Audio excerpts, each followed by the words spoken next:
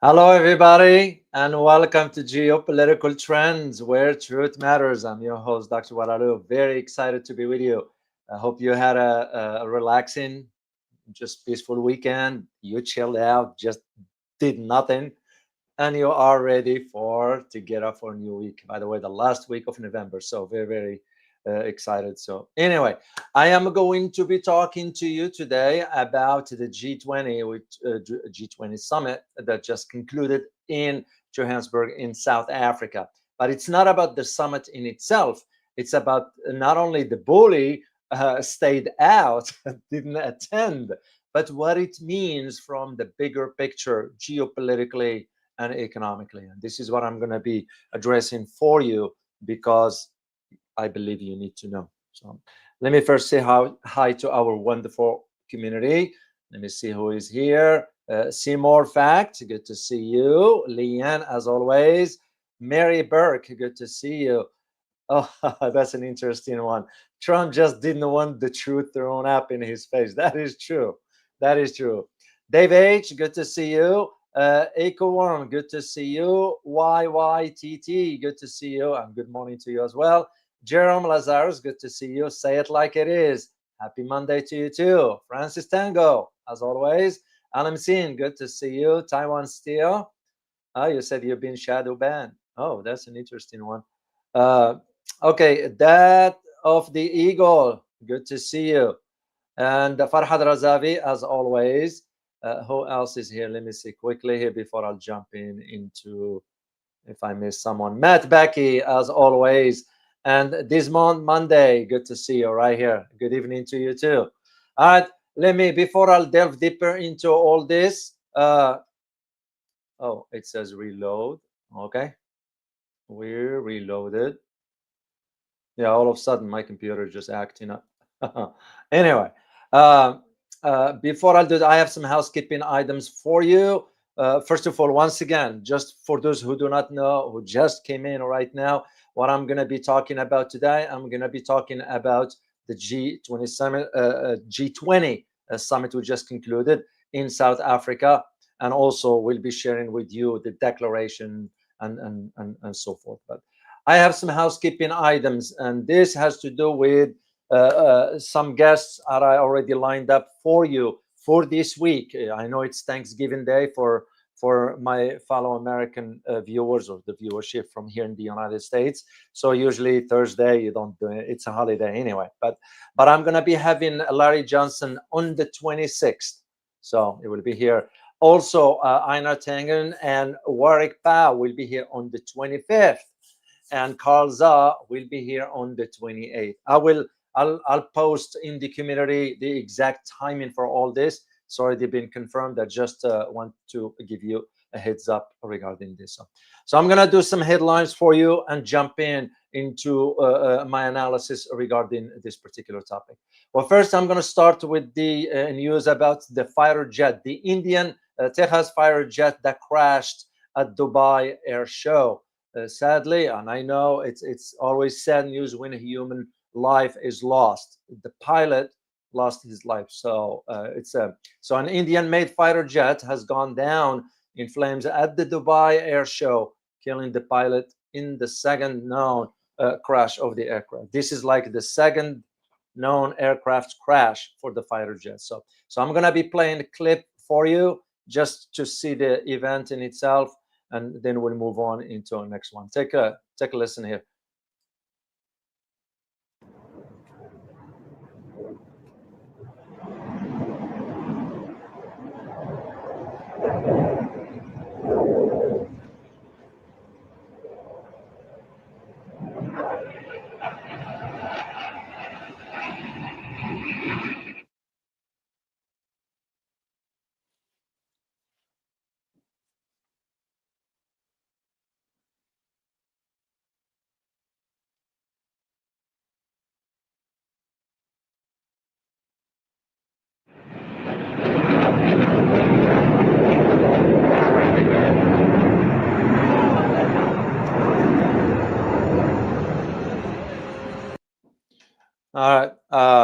it's very, very sad. I'm not a pilot. I don't understand that. But the only thing I suspected is when he inverted the plane all the way. I think that's where the issue happened. I guess I am not a pilot. I don't know. So, just what do you guys think? If there's any pilot watching, a fighter jet pilot watching this show here, would you please share your knowledge with the community? So our condolences to the fighter jets family. So, nonetheless, not a human being. So, second thing has to do with India also, and I'm gonna. You remember I did the video for you with Jayant Bahandari regarding when I said India caved in. India had to bow to its master, and I know I get some comments. I read them. Oh, doctor, oh, you don't know what you're talking about. We don't bow to anybody. Yes, it did, and now I have a confirmation for this one also. I knew it back then. That's why I did this. I did the video for you. So here's the thing. India's largest economic conglomerate holds now imports from of Russian oil, and this is like this largest conglomerate. It's called the Reliance Industries, which is owned by a billionaire Mukesh Ambani. So, and it officially announced the halt of the imports of Russian crude oil, and that's because of the pressure from the European Union, but also because from the US. And the US, as a matter of fact, the moment Indian government announced this, Washington welcomed the move, while New Delhi is still under pressure from the White House. So from Washington. So this is why the White House welcomed Reliance decision, saying, and I quote, "We welcome this shift and look forward to making effective progress in trade talks between the United States and India." End of quote. That means we're gonna tell you the tariffs. We're gonna tell you how much you're gonna pay for the energy we're gonna be shipping to you. So this is, again, I just wanted to confirm this for you. For those who have missed that video that I did with Jayant Bahandari, I'm gonna put the link for you in the chat box. If you ever wanted to watch it, please feel free to do so. So there's a link for you in the chat box. And the last headline I have for you has to do with this individual here. Does anybody know who this is? Can you type in a chat box the name of this individual if you happen to know who he is? So, and once again, I just want you to be part of the conversation. So let me see if who's gonna guess on him. Who's going to guess who this individual is? I mean, I'm sure you will know. Let me just see here. I know it takes a while for the answer to show up. Oh, Mac 99136, you got it. It's Brazilian former President Bolsonaro, Jair Bolsonaro. Truth Seeker, you got it. Rampel, so on, you got it. You guys got it. So anyway, Bolsonaro has been arrested by the Brazilian police. So they arrested him on Saturday. And that's what, after sort of his lawyer said that they have filed a petition on Friday to allow him to serve a 27-year sentence for plotting a coup under house arrest, citing his deteriorating health. In other words, they don't want him to be under house arrest. So that's so it happened. It's been in the works. I was sort of read up briefly on the hearings in the high court in Brazil. So it's official. He's been arrested right now. So. All right, let's move on into our conversation about the G20. So here is the thing that I need you to understand, and I'm going to be sharing with you my own analysis, how I see this, by asking the key question, whether the world is slipping away from the G20 grasp, because the United States seems to be hitting that particular group. Not anymore. Not anymore. So 15 years ago, if you are to think, 15 years ago, the G20 was present as the world sort of governing committee, if I may use the term. That was 15 years ago. And have been successful back then in leading some sort of a coordinated responses to crises, whatever that might be. So you think about the 2008 GFC, the global financial crisis. The G20 responded to a degree. And at that time, the meeting of the world top economies, from the United States to China and from the European Union to some other country as well, formed some sort of a rare framework for cross-division cooperation. That is the key word. So, however, this landscape has changed. And because there are those in the media, and I'm going to share it with you, saying, oh, now there is a big the G20 didn't live up to its standard because Donald Trump didn't attend. Well, who gives a damn about whether Donald Trump attends or not? Who cares even now? Who cares about whether the United States attends anything or not? The world is moving on. And it's a reality Washington doesn't want to accept or admit. So, as I said, this landscape of the G20 that was back 15, 20 years ago has changed radically. Because while the group represents about 85% of the global output and 75% of trade, is no longer, is the key word, is no longer able to produce political consensus. Why? Because the changes on the geopolitical landscape that is forcing a new trajectory and a new direction. And with so because you're looking at a new world order now is taking shape, in which centers of power are distributed outside its umbrella. If we are to think of the US as the umbrella of this G20, no more, no more.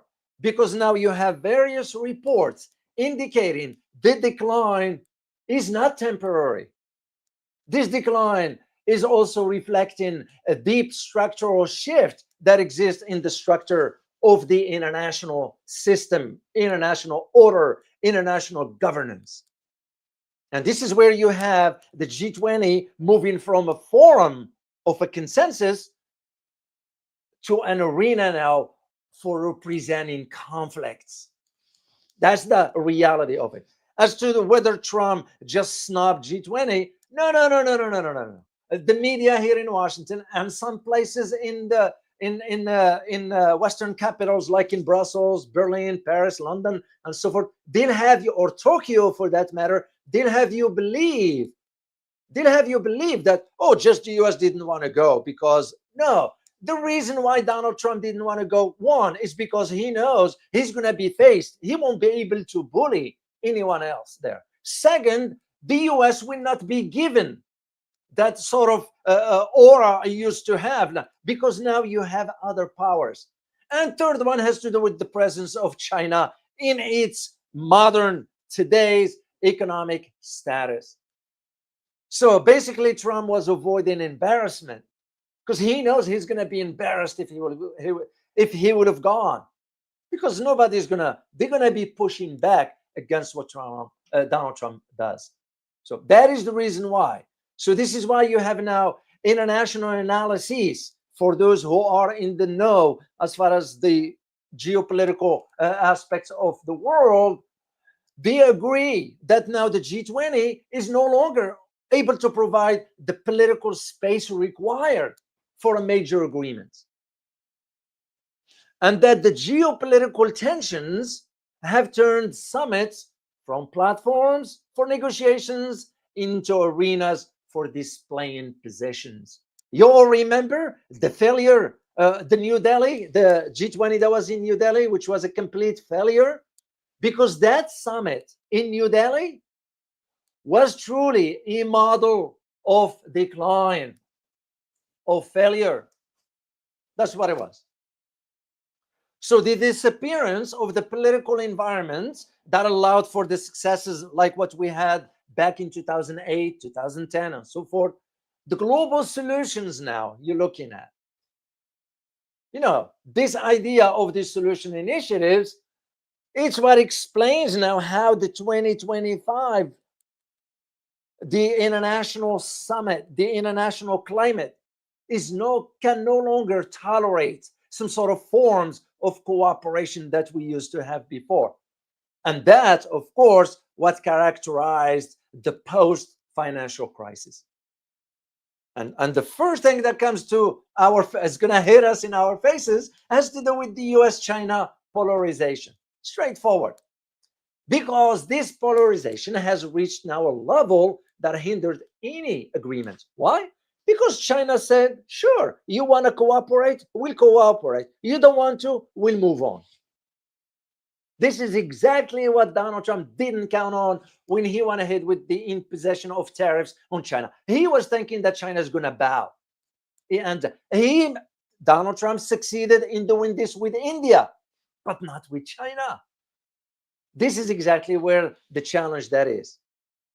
So, and this is now what you're looking at. Of course, when we did that, this idea have polarization have reached a level regarding any agreement, not just China. You're looking at the Ukraine aspects or the Ukraine-Russia conflict, which I will be addressing this with Larry on the 26th.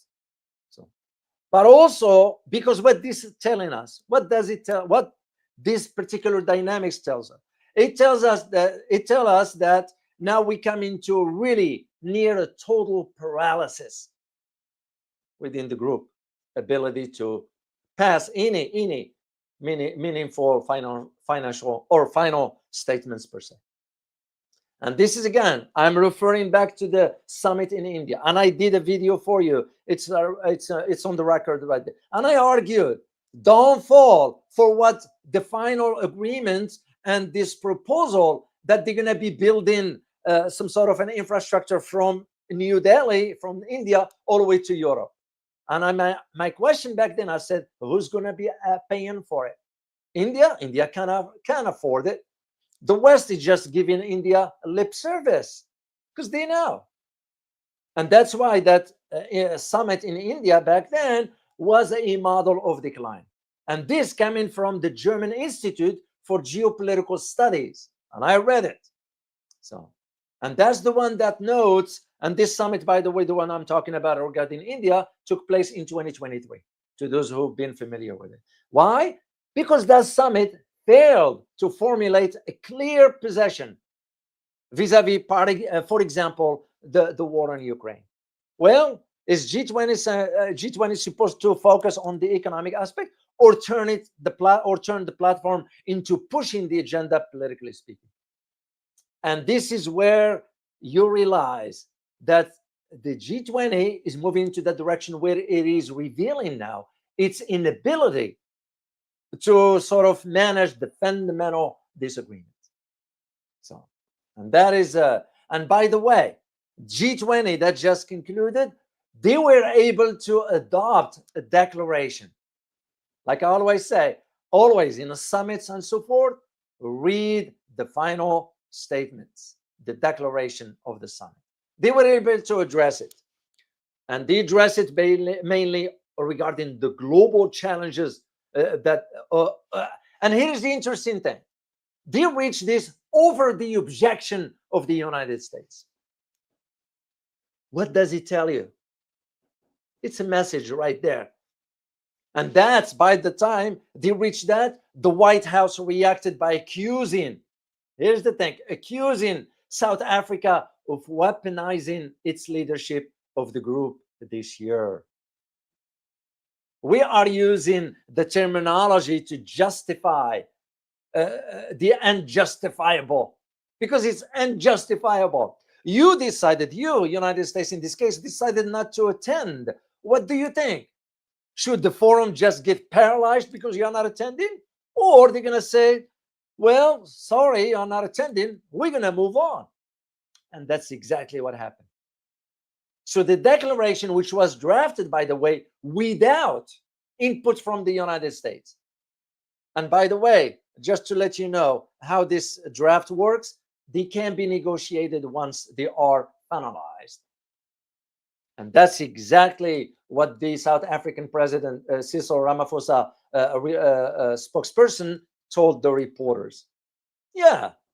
At the same time, we cannot ignore what this reflects. It reflects the strain between Pretoria and, of course, Donald Trump administration. That's why he boycotted this. And I'm going to tell you as I move forward here as to why, the reasons he's stating. But for now, you need to understand that what South Africa stated, because it was the chair person for the summit, they're saying that there was an overwhelming consensus. There was only one incident that took place, and the incident came from this individual right here. You all know who this is. This is the I don't know what the word, but the president of Argentina, a chaotic president. So it came from this guy, Javier Milei. Why Javier Milei? Is the far right president Javier Milei, because he's a close ally of Trump. So what did happen? He's the one who quit the negotiations right before the envoys of every country were about to adopt the draft next. In other words, at the final stage, but it was too late. So Argentina, here is what's been stated by the foreign minister. Argentina, quote, Argentina, though it cannot endorse the declaration, remains fully committed to the spirit of cooperation that has defined G20 summit, G20 since its inception, end of quote. So, no. The idea is that Javier was trying to sort of turn the summit into a failure because he was pressured by Donald Trump also, and it didn't succeed. So, and this is again leads us to ask that fundamental question: is the world slipping from the G20's grasp as new powers are taking the lead? To me, it's a fundamental question, and it's a question that touches on the real tension within global governance. And the answer is more nuanced. Yes or no, it depends again on whom you ask. The G20 maintains a significant structural influence, but it's also, we cannot deny, that it's facing genuine pressure from shifting economic power and geopolitical forces. And of course, the rise of an alternative institutions. What am I referring to here? Two main ones, BRICS and ASEAN. So if we are to look at the structural reality of the G20, it's as clear as it can be. Go back to 2000. You think about since 2000, for example, the G7 share of global GDP measured by purchasing power parity has declined from 43 to 30%, while that of 5 original BRICS countries has increased from just over 21% to nearly 35%.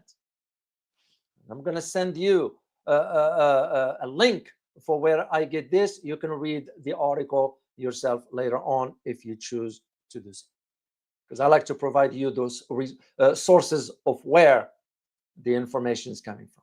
And I read this stuff because it's part of my daily reading. So when you think about also the nominal dollar, and I'm not going to turn this into economics, I'm going to focus on the geopolitical aspects. When nominal dollar figures are used, the G7 continue to hold a significant edge at about 43 to 27.7%. But the gap is shrinking. Remember my conversation with Dr. Yan about the internationalization of the Chinese yuan, and more countries are moving into trading and swapping with the yuan instead of the dollar. So this, it tells you as to this economic shift, okay, is reshaping who holds real leverage in global negotiations, geopolitically or otherwise. So of course, we are not going to ignore that the G20 still wields some sort of influence. You know, it makes up about 85% of the global GDP and about 75% of the world trade. We're not denying this. But when you think about who is inside G20, you know, one country that comes to mind. Which one? Does anybody can type in chat box? Which country comes to mind the moment the stats that I shared with you? G20 countries make up roughly 85% of the global GDP and about 75% of the world trade. And this due to one specific country. Which one is that? If you happen to know. If you know, type it in chat box, please. Oh, Matt Becky, you got it. It is China. ABC, Mick, you got it. It's China. Indeed. I know Alamseen is China. You guys got it. Atin Wu, China, indeed. There are those here in the West that saying, oh, no. This is because of India. No, I'm sorry. India will stand no chance in comparability economically and otherwise with China. So when we think about G20, we might consider Japan instead of India, in my opinion. That's just how I see it. But suffice it to say that this, with G20 positioning them as a key player in tackling global challenges. And even within the internal divisions that exist, this remains some sort of an unparalleled forum for coordinating responses. Because you have countries that, don't want to cooperate. I'll start with my own country. And I'm not shy of saying that because it does. It doesn't want to cooperate. Because the US still thinking old mindset in a world that doesn't exist anymore. So this is why you're seeing G20 is splitting along developed versus emerging lines. That's one thing I need you to keep an eye on. So, and of course, when you consider the increasing tensions between global powers, which is moving forward, the rise in multipolarity, and of course, you add to this a weakened UN system, which I've always said, the UN is toothless. And when you add all this, you come to the conclusion that the G20, one of the few platforms where major economies can find a common ground. That's the only way I see it. So, because you think about it, the pivotal question is whether BRICS plus members of the G20 will seek to translate, this sort of heft, if I may use the term, into some sort of an unified economic and geopolitical positions within the latter, meaning within BRICS. Another word, turning BRICS into another form of G20, but without the dead weight. To me, I've always said, remove India out of BRICS. India has no place in BRICS. Yes, he was a founder, but still, just because you've been a founder, what are you contributing to the? That's to me the way I look at it. And I'm being straightforward because it's a dead weight. Remove India out of BRICS and only leave the countries that contributing something. So, and this is where I am thinking, because you think about it this way. BRICS now is getting bigger, right? Think about it. If they coordinate rigidly with the strategic vision, if they do that, meaning BRICS, that means G20 will risk of becoming paralyzed rather than collaborative.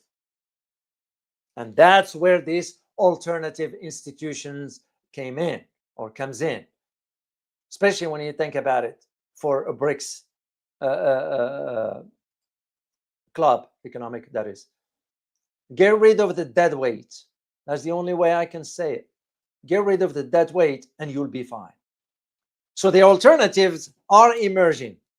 ASEAN, BRICS, and not only going to be playing a role into economics, but also will be playing a role onto the geopolitical landscape. So BRICS has expanded and is positioning itself now as a counterweight to Western-dominated forums. My big concern is that you have members inside that will do the bidding for the United States inside the BRICS. And you know what I'm referring to here. I'm referring to India. I don't shy away about this because I know for a fact that India is going to be hindering the progress of BRICS in order to sort of serve the interests of the United States. And that BRICS will have to make a decision about this one here. Of course, that doesn't mean as of today that BRICS doesn't necessarily, it doesn't mean, by the way, that G20 is losing its grip on the world completely. No, because you have to think about the countries that are inside. Rather, the world is becoming more multipolar. So, and when you have that multipolarity, you have a competing forms existing simultaneously. So the real question isn't whether the G20 is slipping from the power. No, but rather whether any single institution can command the authority it once did in an increasing fragmented new global order. That is the key question we ought to ask ourselves. Liking this video so far? Don't just be a watcher. Go ahead and hit the like, share, and subscribe button. And don't forget to tap the bell so you will not miss any of my videos or live streams. This way, you will be supporting a channel that stands for the truth and objective reporting. The choice is yours. Thanks for your support. Now, let's get into why Donald Trump has skipped the G20 summit in Africa. So here's what he's saying. He's arguing that he denounced South Africa's leadership of the G20. What do you expect? You can't have the US controlling everything. You know, it's the chairmanship that turned over to the next country. As a matter of fact, Ramaphosa turned over the gavel for next year chairmanship. Who's going to be heading the next year? Is the United States. But Ramaphosa went ahead and gave the gavel to an empty chair, which is very, very, that's bad for the US. Here is the one that's going to take the chairmanship and not even attending the summit. But beside the point. So this is what Trump's saying, that he will not attend, citing alleged discrimination against South African minority, while population, white population, and inaccurately alleging genocide of white farmers. Are you going to believe what Trump is saying? And even if we go with this argument, what makes this different than the genocide that's taking place in Gaza? Let's be honest about it. So, and this is what Trump said, and I quote, he said, quote, Afrikaners, which by the way, I don't know if it's that a word, Afrikaners, anyway, are being killed and slaughtered, and their land and farms are being illegally confiscated, end of quote. Which we all know, you and I know that it's not true.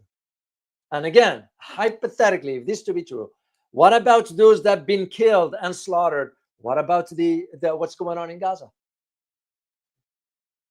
Other thing Trump stated is that the objection to the agenda. Well, what do you expect? You want to dictate the terms? No. There is something called consensus. So Donald Trump or his administration opposed what it viewed as the summit focus on a certain priorities. So Secretary of State Marco Rubio said he will not attend. Well, it is Marco Rubio himself that has pushing now for a war against Venezuela. And Marco is saying that South Africa is promoting DEI and climate change. You know, it's ridiculous. It's ridiculous, but it's also embarrassing. Embarrassing. So it is worth noting that human rights experts and South African officials have disputed Trump's claim about this white genocide or land confiscation. So, beside all this, we think about the big picture. And as I told you, I'm going to focus more on the geopolitical aspects of it. Is the US skipping this G20 summit a reflection of how the world has moved on without the United States? And I wish it will be some media here in the US or London or Paris or Berlin or Madrid or whatever, they address this. None. Because to me, that's another fundamental question. Yeah, the US still holds some sort of structural power, but the world is moving on. The US economy still remain one of the largest by nominal GDP. But when you look at the massive debt we have, national debt, over $38 trillion. Yes, the dollar is still global reserve currency. Yes, the American military capabilities are unmatched, but are they able to win a war? So, and to those who say, oh, the G20 summit cannot function without the United States, I am sorry, I have to push back against that. So, it might on the economic side, but not geopolitical one. So, because here is the thing. One summit's absence, if the US is absent from one summit or second or third, whatever, or even a boycott, it does not rewrite that fundamental reality. That is where the heart, what's at the heart of it. So where the challenge is, the way I see it, is that the manner by which the skip of Donald Trump of the G20 summit revealed something real that is going on. That is, to me, where it is. So rather than declining to attend due to scheduling, for example, conflicts or minor disagreements, Trump administration actively rejected the summit's stated priorities and the host country's leadership. And this, in my opinion, suggests a more sort of assertive, aggressive, if I may use the term, willingness to operate outside the consensus-based forum. This is what the United States doesn't want. It wants to have the last word and the only word. Unfortunately, the world has changed. And this is why is either the United States trying to reassert its unilateral power, or conversely, some sort of a decline in interest in multilateral coordination. In whatever case, it's an ambiguous one. So, and that is the harsh reality that it exists. So, and then comes the real story of multipolar polar system. So there are those again who said, oh, the world hasn't moved on from the US. I said, indeed, I agree, but not 100%. It's moving on gradually. Because the more of some sort of, more a symptom of an already, what we're saying is like a symptom of already a shifting global order where unilateral American power is contested and challenged in ways that it hasn't happened decades ago. And that tells you the change right there. So, and that's what leads us to ask ourselves the key other question is sort of what is the geopolitical and economic trajectory of the G20 is trying to project moving forward. So it's because we're not denying there are tensions exist between the structural influence and the deepening fragmentation that exists. And by the way, I'm starting to see the same trend within BRICS caused by India. That is one of my big concern. So when you look at G20 as a whole, we're talking as a whole, the economic outlook is deteriorating, no matter how you look at it. Because G20 medium-term growth prospects have moderated to just 2.9%, the weakest since the global financial crisis. That should tell you something. And with that comes with the public debt rising to a record 102% of GDP. Global growth is projected to slow from 3.3% in 2020, that was in 2024, to 3.2% in 2025, and 2.9% in 2026. Of course, this is not, it's also a sort of, what's the word I'm looking for? Exacerbated by the trade barriers and the policy coming out of Washington. So the US is particularly affected by this because GDP growth in the United States is projected to decline to 1.8% this year and 1.5% in 2026. Put this aside and think about the geopolitical divisions, which are even hardening the group. So since Trump took office in 2025, in January 2025, the global environment has shifted sharply.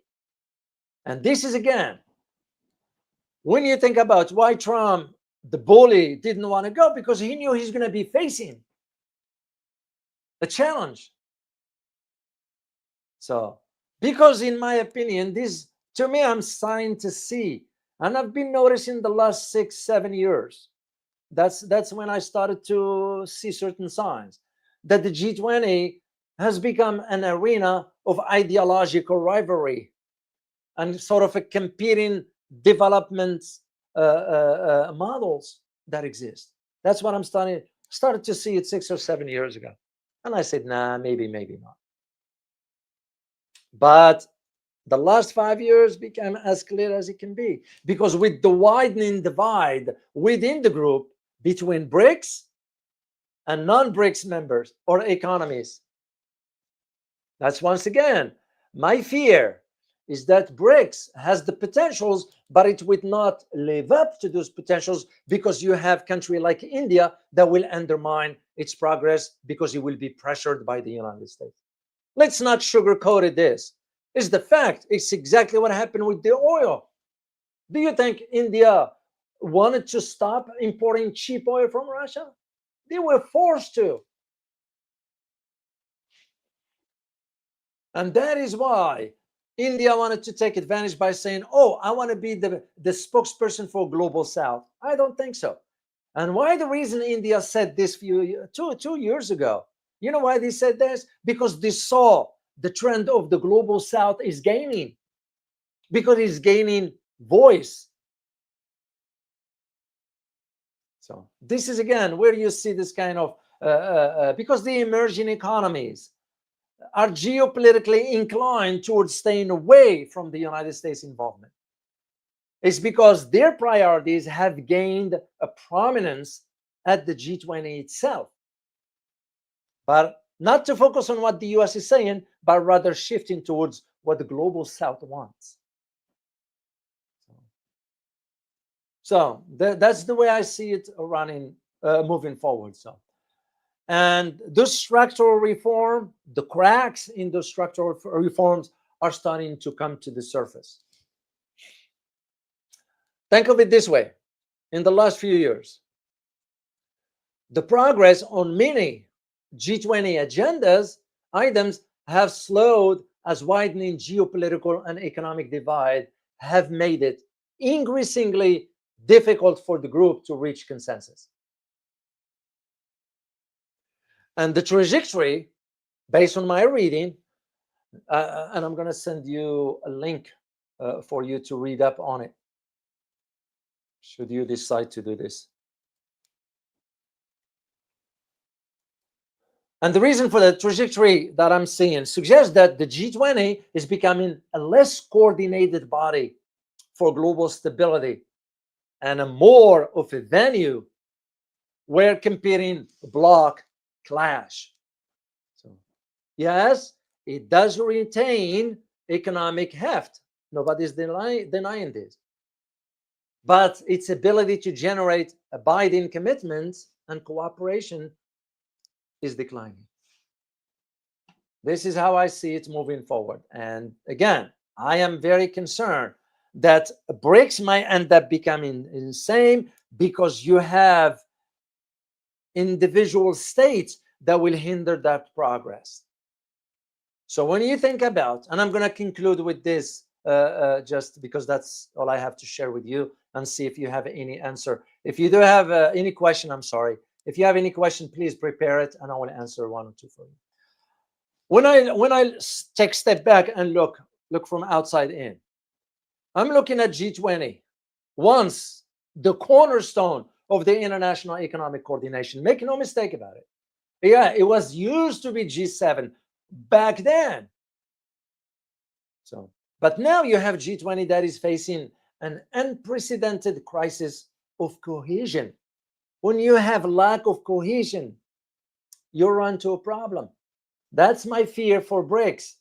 I'm starting to see the cracks of lack of cohesion within. And I'll give you a quick example here. When China proposed, how about bilateral trade or a trade among us in a currency that will allow for that? And the Chinese proposed at that time yuan because of its economy can sustain that. And China and India objected to that. They said, no, no, no, we want trade in rupees. Well, your rupees stand no chance on the global basket, financial basket or financial market. Who wants to trade in rupees? Even the Russians, we're wondering, are we going to be just taking rupees that is useless? And once again, this lack of cohesion sort of will create a problem. And now you have emerging economies are gaining economic weight. And with that, BRICS nations now represents about 35% of global GDP by purchasing power. The group is also increasingly fractured along ideological and development lines. And of course, when you think about the US trying to sort of reverse the trend by reversing into unilateralism, Stalin, the growth prospect, that's how they stall it, because they want to stall stall the growth prospects. And competing geopolitical agendas have also transformed now G20 from a consensus building into an arena of rivalry.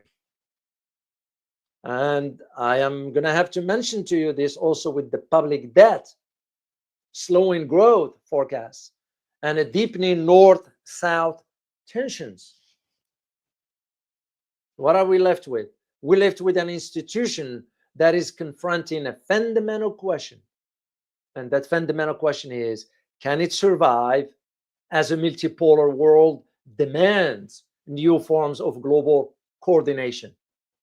Or will it be just another casualty of a multipolar system? Time will tell. I hope sooner than later. So, let me see if you have any questions. First of all, I want to say thank you to Francis Tango. Hi, Dr. O. Keep up the good work. Thank you very much, Francis.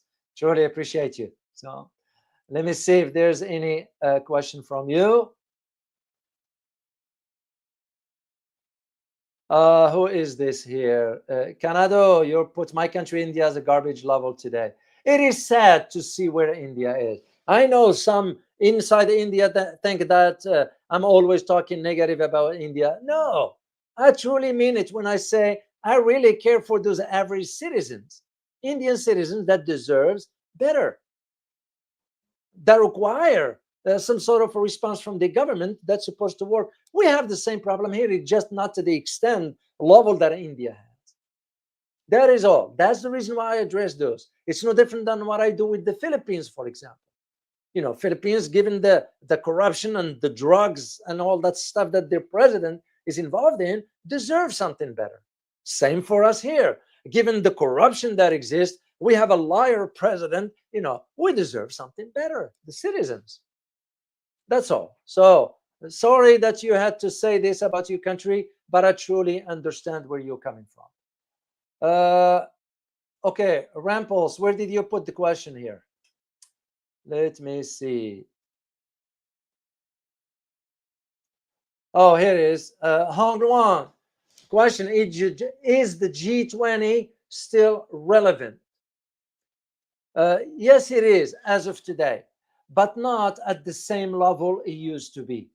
What you will notice in the next few years, I will give it less than a decade. I don't know the exact year, 3, 5, or 7, or 9, or whatever, but less than a decade, you're going to see a major difference between G20 of today and G20 over the next few years.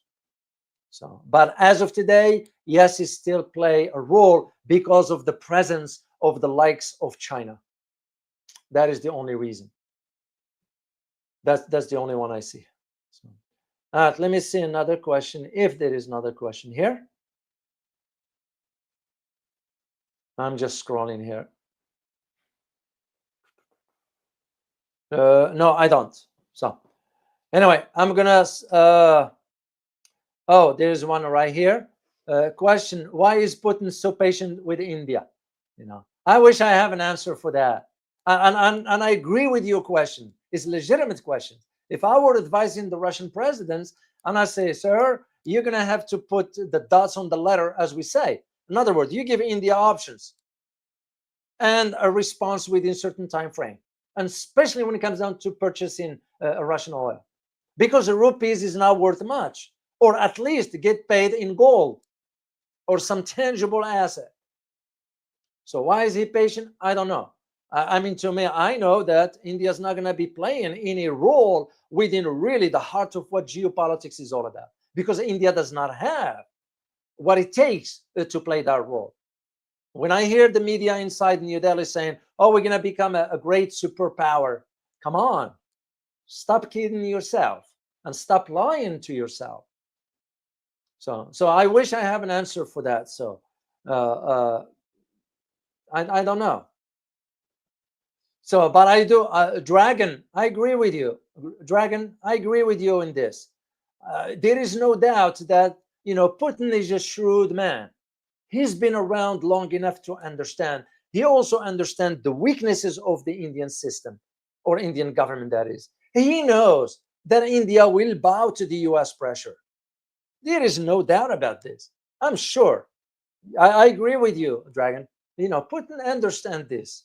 And I'm going to be asking Larry when he's here on the 26th. I'll bring this to the forefront. Francis Tango, I see one here. Question: I think Russia needs friends now, even India as friends. But again, if that's a good question, Francis. But I'm going to break it down into an average daily life. Are you going to be a friend with someone who is a dead weight? You don't learn from, you don't benefit from, or if you need if you need that friend in time of need, he or she will be there for you? I don't think so. You're going to be a friend with that. It's the same. Because India, in my opinion, is a dead weight. When you have a dead weight, it tends to slow you down. It tends to hold you back. So, and I am sure Mr. Putin understands all this reality. I'm not saying something that is new. He knows this. What is his long-term game? I don't know. But I know for a fact he understands. This is why you have to assess the relationship between Russia and China and between Russia and India. And you see the difference. You'll see the difference. That's the way I see it. So could it be that just Putin is keeping India just in case? Just in case. So say it like it is. You're right about these statements. In his back pocket. I won't be surprised. I know, that's the way I see it. In the world of geopolitics, you have to really, you can react emotionally. You can, because this is what Trump is doing. The guy is emotional. He just, let alone is a liar. It's embarrassing to me that we have a lying president. That's an embarrassing. So, a president that's supposed to be the highest of the highest as far as the role model. But again, we all know how American system has become. And this is nothing new, not because he came to power. No. You have to go back some 35 to 40 years when things start to go into that. This is what I'm saying.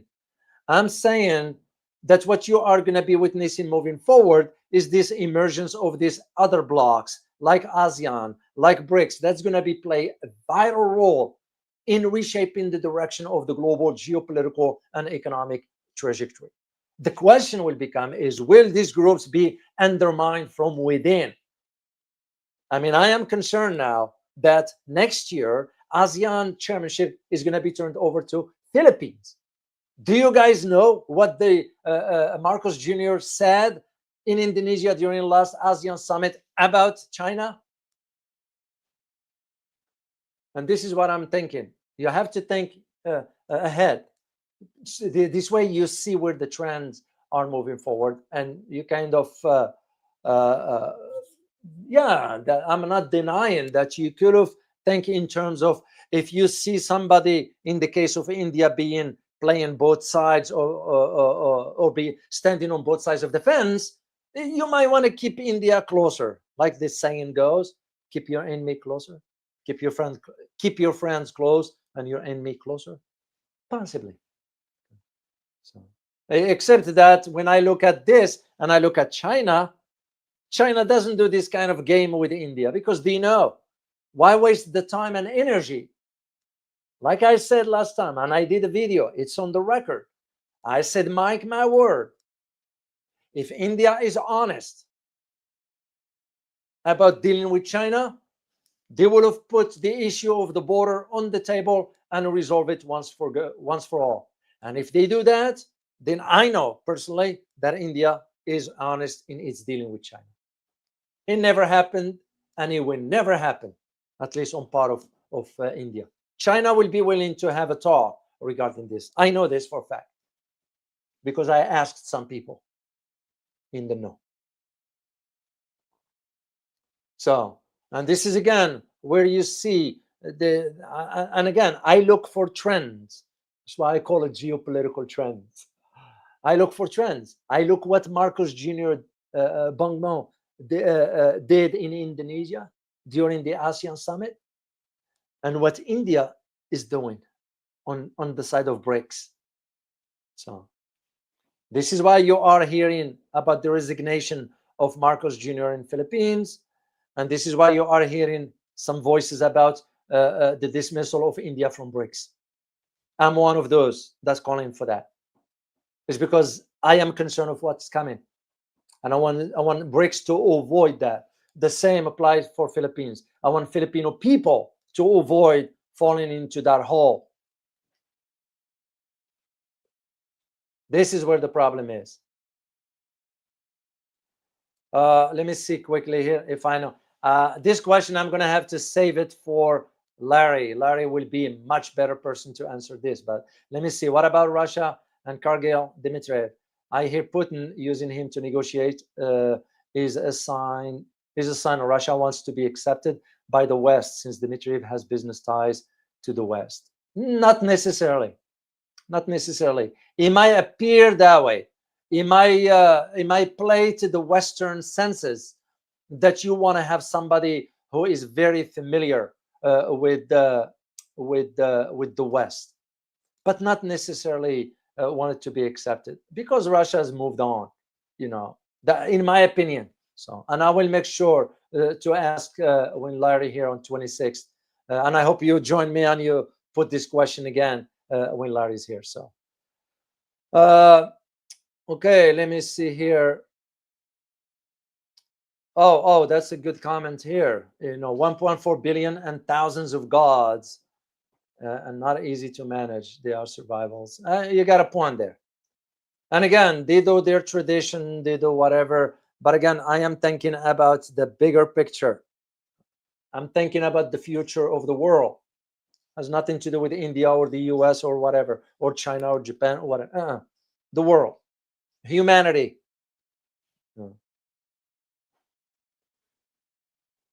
So, okay, Rampo so one, where is your question? Dr. O, what about my question? I gave you very good info. Okay, where is the question? Can you type it again, Rampo so one, please? So I'm gonna wait for it to show.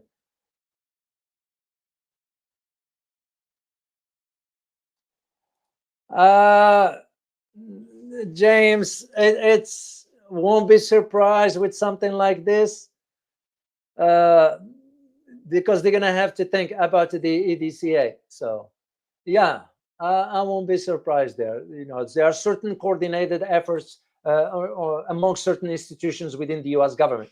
So not everything comes from State Department, or yeah, the answer is yes. The possibility is there. I will not rule that out. Okay, ramp also one. I'm waiting to see if there is a G-Wig. That's a good comment. That is a she better be grooming the successors that will be for good, for humanity and good faith characters. That is a good point. It's because I am starting to ask the question.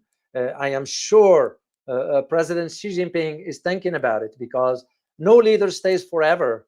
And to me, what President Xi has done for China, and to me, if he steps down, not because he's forced, but step down because he did what he did, and now time to turn the gavel to the next person. So, but he will have a say into all this. It will be good for his legacy, because that's one thing President Xi Jinping is going to be remembered forever, is where he brought China from 2011 to now, where China is. So if I were advising President Xi, I would say you might want to start to think about that. So, but I am sure he will do things behind the scenes to groom the next person, because I want to keep the trajectory up. So and second, Chinese system is different than ours. So for us is every 4 years, whatever. That's where the difference is. All right, I'm going to sign off here, and I don't see the question from Alamsin. Maybe next time, or just put it in a comment. Please hit the like button. I will greatly appreciate it. And don't forget to subscribe if this is your first time, and just share the video with others. So I look forward to seeing you tomorrow on the 25th with Aina Tengen and Warwick Bao. And on the 26th, I will be here with Larry Johnson. And on the 28th, we will have our monthly conversation with Kalza. So I hope you guys enjoyed this analysis, and I look forward to seeing you next time. As always, remember, geopolitics impacts your daily life in more ways than one. Till next time, bye-bye.